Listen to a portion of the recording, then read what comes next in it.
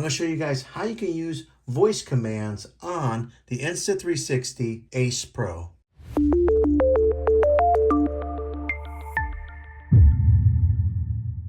Okay, I'll show you guys how to do this. What you want to do is swipe down from the top just like so.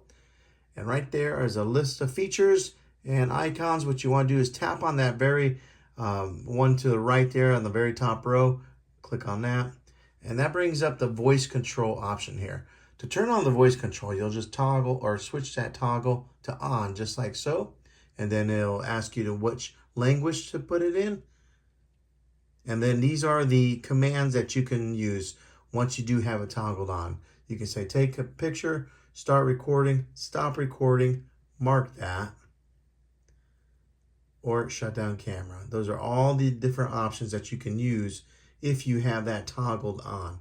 If you don't want it toggled on, just make sure that it's off just like that. And then go back to the main screen and there you can see that it's not selected anymore. But those are the features and the commands that you can use if you want to use the voice commands on the Insta360 Ace Pro.